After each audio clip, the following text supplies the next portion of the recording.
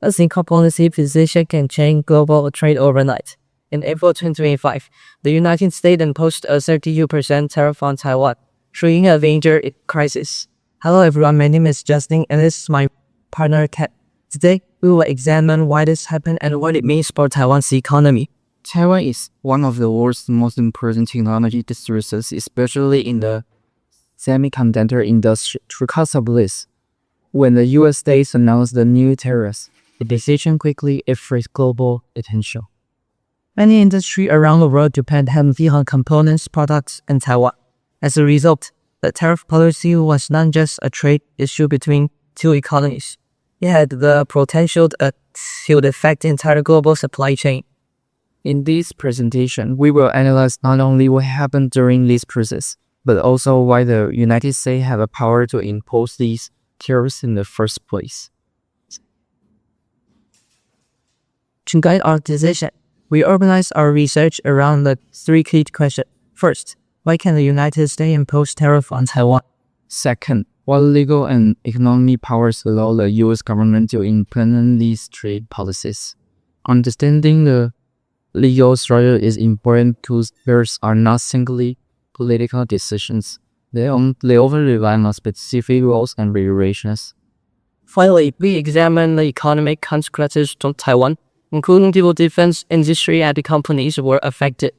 By answering these questions, we can better understand how trade policies work in the modern global economy. The first reason the United States can impose tariffs is because it controls access in the domestic market.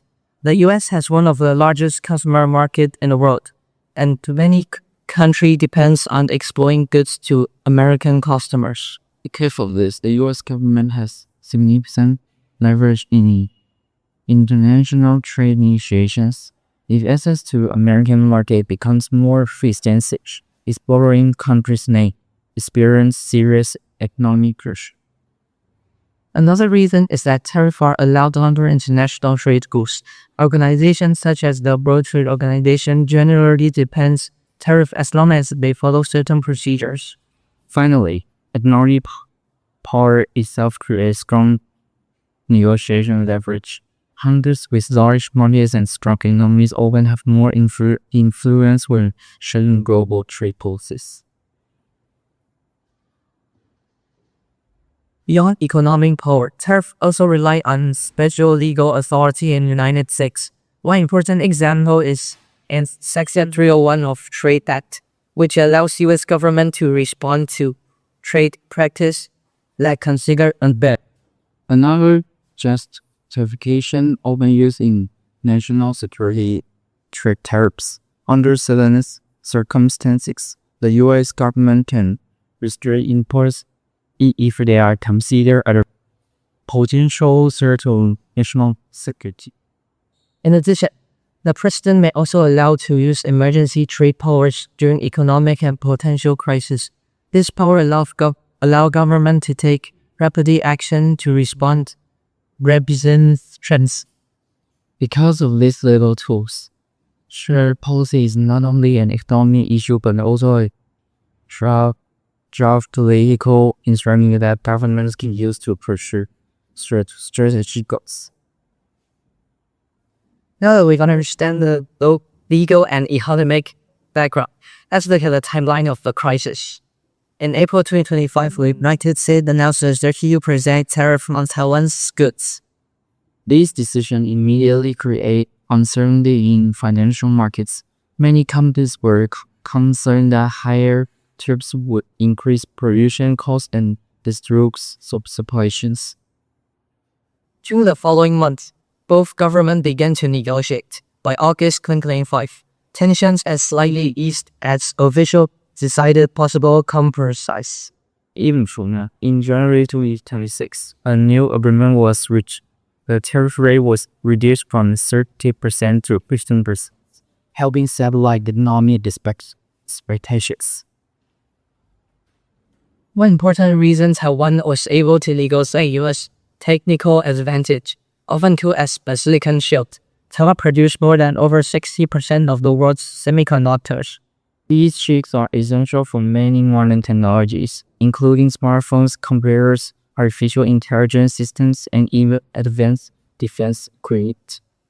Because of this dependence, many countries, include the United States, rely on Taiwan's semiconductor production. The technical importance gave Taiwan additional bargaining power during negotiations because the certain trade of supplies could harm global industries. Now, let's examine who benefits from this crisis and who suffer the most. Large tech companies were among the most realistic group.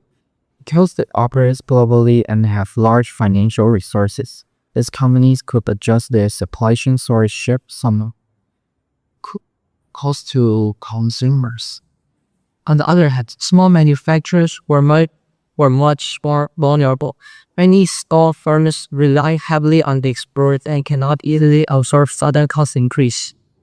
In addition, consumers also face higher prices because companies often has part of the tariff cost onto buyers. In the short term, a crisis challenges significant economic instability. Exports become more violent and many companies struggle to adjust the new tariff environment. The Taiwanese government also had increased spending in order to support industry affected by the tariffs. However, the long-term effect may be even more significant. The crisis endangered deeper cooperation between the United States and Taiwan via the eco-selector. At the same time, it demonstrated that tariffs can be powerful political tools, but they also have limits and uncertain consequences. Recently, media attention focused on what some journalists called the tariff battle. Companies that paid tariff during the crisis are now refusing rebates. Reports from tariff rules on New York Times suggest that these refunds could involve billions of dollars. However, the legal situation remains uncertain, and cases may take years to resolve these disputes. Because of this uncertainty, the broader foundation of earlier trade policies are now being questioned. In consequences, the United States was able to impose tariffs because of its economic power and legal authority. Access to American market gives the U.S. a strong influence in international trade negotiations. At the time, State show provided an important source of burden power during increases. Its dominance in semiconductor manufacturing helped prevent even stronger economic pressures. However, the crisis also faces the risk of relying too heavily on single export market. In future, the global trade relationships may become more political, strategic, and complex. Understanding these dynamics will be essential for both economics and business. For this presentation, we used information from several international news and sources, economic analysts. These include reports from CNN, BBC, Channel News, and other research materials. Thank you very much to listen to our presentation. We hope this analysis help explain both the causes and consequences of the U.S.-Taiwan tariff crisis. Since really hope you enjoyed our presentation. Thank you.